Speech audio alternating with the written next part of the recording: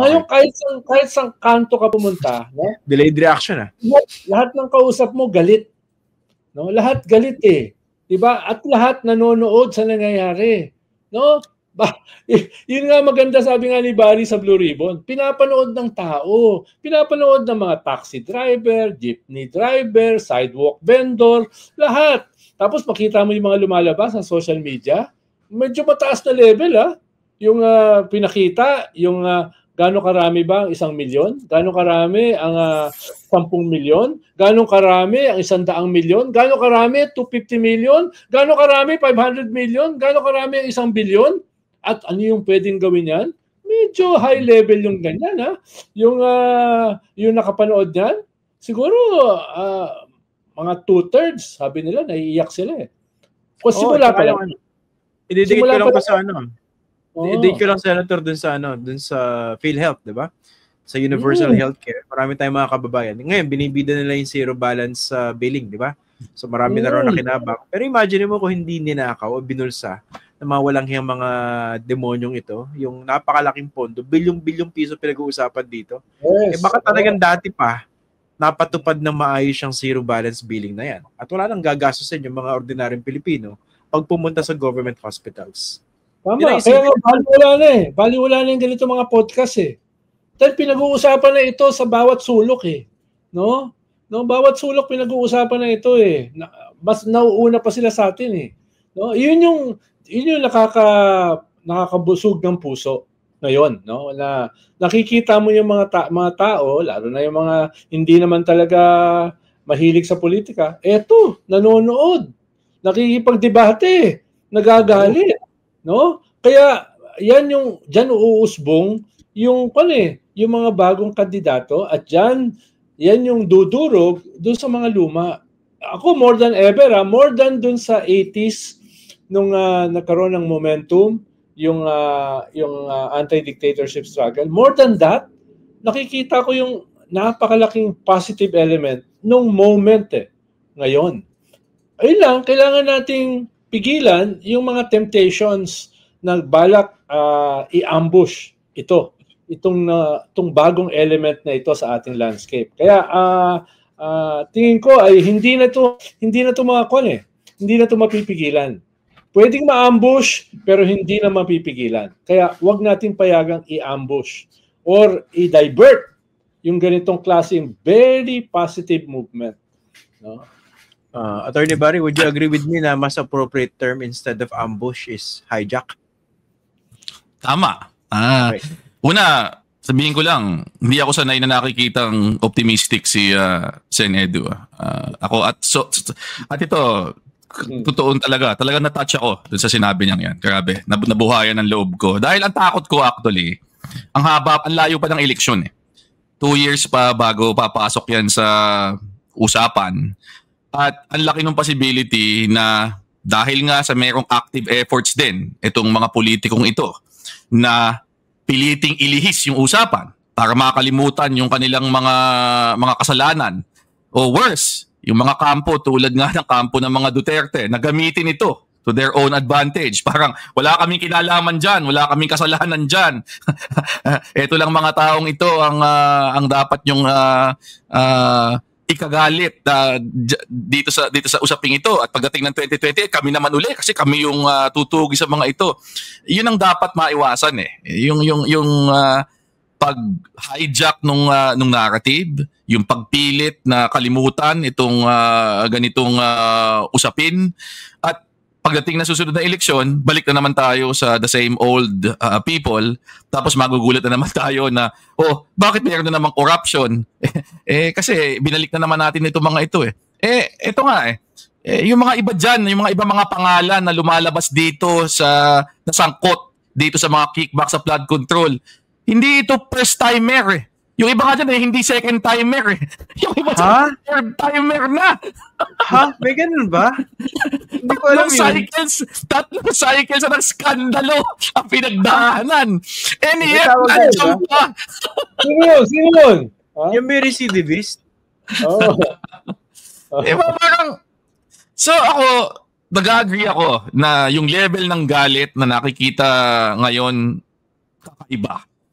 Kasi ano rin dahil nga flood control, tuwing uulan ng malakas at babaha, galit uli ang mga tao dahil naalala na naman nila, putya, hindi namin dapat pinagdaraanan tong perwisyong ito kundi dyan sa bilyong-bilyong binulsan nito mga mandarambong na ito Pero yun nga kaya bang isustain yun hanggang sa 2028? At mas importante, kaya bang i-channel yun para nga makapagpasok naman tayo ng mga mas maayos na mga tao sa pamahalaan. Hindi itong the usual suspects na usual dahil alam mo lang maaasahan mong sasama sa katiwalian yun nakakasawa na yun yung point sana naman at yun kaya sabi ko nabuhayan ako sa optimism ni Sen Edu dahil tingin ko yan ang hinahanap natin ngayon. Yung maniwala naman tayo na makakaraos tayo sa puntong ito at magiging simula ito ng talagang mas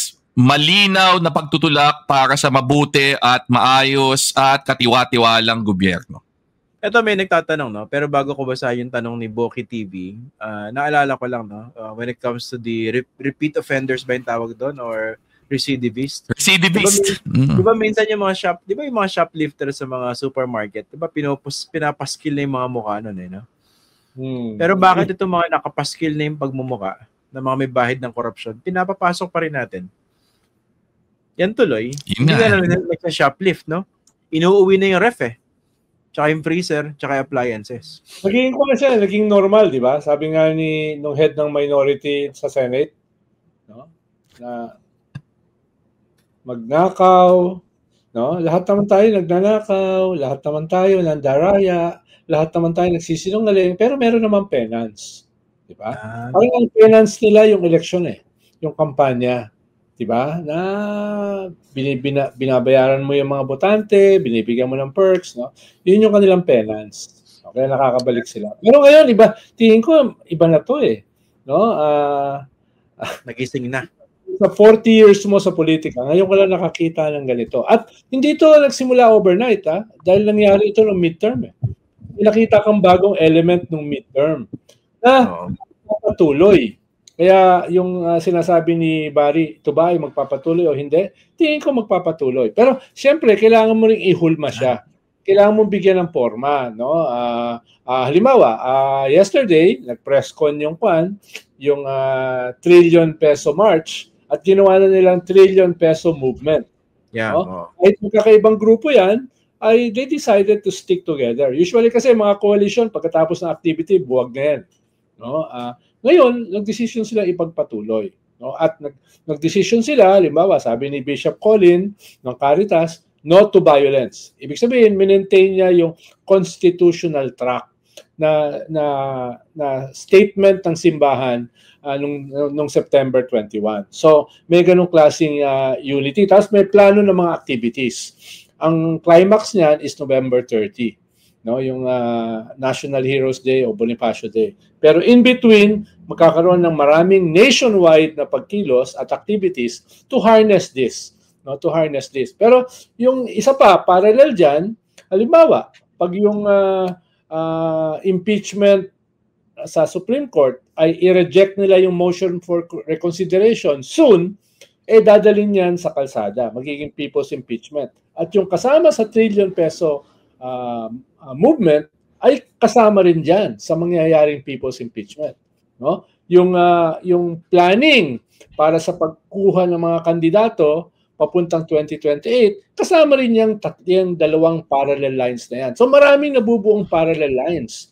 Yung ICC, meron ding mabubuo dyan. Lalo na pag lumabas yung international warrant, kasama si Bongo at saka si Bato. No? Na siyempre, yung mga colleagues nila sa Senate, poprotektahan sila. So, kailangan mong banatan yung mga yon. Ito ring trillion peso march ang pwedeng gumawa nun. No? Kasama nitong people's impeachment. Kasama nitong iba pang mga aspeto about defending the West Philippine Sea. Dahil yung kalaban natin sa West Philippine Sea ay kandidato itong mga sinusuportahan nila Cheese. No? Ha? Ito ay yung mga kandidato na pinigilan yung impeachment ng Supreme Court. So, ang sinasabi ko lang, lahat itong moving parts na ito ay interrelated. at nagsisimula ng magkaroon ng indicative plan, no? Kung paano siya i-coordinate at paano siya i-sustain. No? So, medyo 100 flowers are blooming, no? As never before. Eto, yung tanong ni Bokit TV, pasagot po, sino pwede nyo ikalaban na kakamping kay Sara sa 2028? Dami. Maraming pwedeng ilaban, pero mananalo ba? Yan yung tanong eh. Oo. Di isa lang. Siyempre, nandyan si Mayor Lenny, nandyan si Senator Bam, nandyan si Senator Kiko, nandyan si Senator Risa, no? Nandyan si Congressman Laila. So marami. O perhaps baka nga may mga sumulpot pa. Paano kung volatile yung landscape, ay may nakikreate na mga black swan na perhaps from the very start hindi kasama sa plano, pero biglang naging catalyst. Parang ang tawag ko dyan, the Miriam framework, no? The Miriam framework na from out of nowhere, no? Hindi politiko, walang makinarya, walang ibang usapin kung ano talaga yung katauhan niya, pero bigla siyang naging number 1, number 2, no? Yung ganun ba, that possibility sa isang bansang katulad ng Pilipinas with weak institutions is a real possibility. Ako, sineshare ko yung optimism doon na madaming pangalan na pwedeng umangat at yun ang maging kandidato. Dahil unang-una, yung anti-corruption, yan ang wheelhouse ng mga leader nitong kilusang ito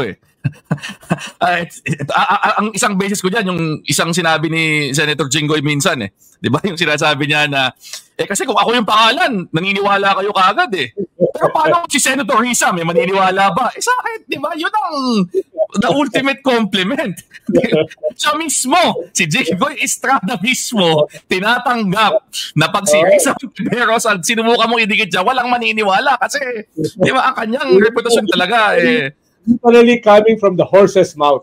Diba? Literally coming from the horse's mouth. So ako, yun ang pinanggagalingan ng confidence ko dito. Kailangan lang talagang masustain yung movement, maging mas maayos yung direksyon na mga kailangang gawin.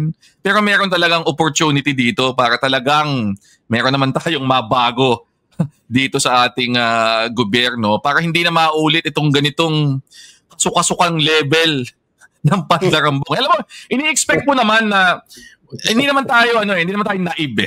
Alam mo naman natin na kahit na anong gobyerno pa yan, merong talagang nangyayaring korupsyon.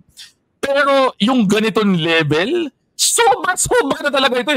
Hindi lang ito, nakakagalit, nakakasuka, talagang kasuklam-suklam na ito Grabe na, abuso na ito And ito pa yung way pa na ginawa, yung paparaan, kung paano lang ginawa, napaka pa yung lantaran talaga, yung parang feeling talaga nila, hindi naman kami mahuhuli.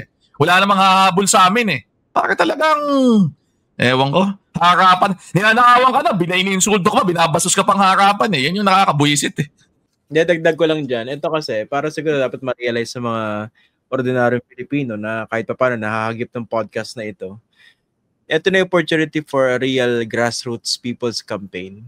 Kasi ito yung paraan para matalo yung dambuhalang salapi at resources nitong mga trapong ito, itong mga magnanakaw na ito, kaya nananatili sila sa pwesto. Pero ito, isipin nyo, di ba? Parang dapat maramdaman yung direct stake nila dito sa issue. Na pag ito, binoto ko, itong kandidato na ito, magko-contribute talaga ako, makakampanya ako para dito, dahil alam ko ito, hindi ako pagnanakawan, at aayusin ito yung sistema. Yun ang dapat ma-realize sa mga Pilipino. Tapos medyo bawasan sana yung cynicism doon sa ating sistema. Parang tinatanggap na lang na, wala naman kahit anong gawin namin, lahat yan, puro magnanakaw, mananalo. Ayun. Di ba? Kaya ako nabuhay ng loob kung si Secretary Ronald Llamas, na career cynic, nakikita ang optimism of the moment. Di ba? Sasakay na ako. Susunod na ako dyan. Diba? May something, no? May something.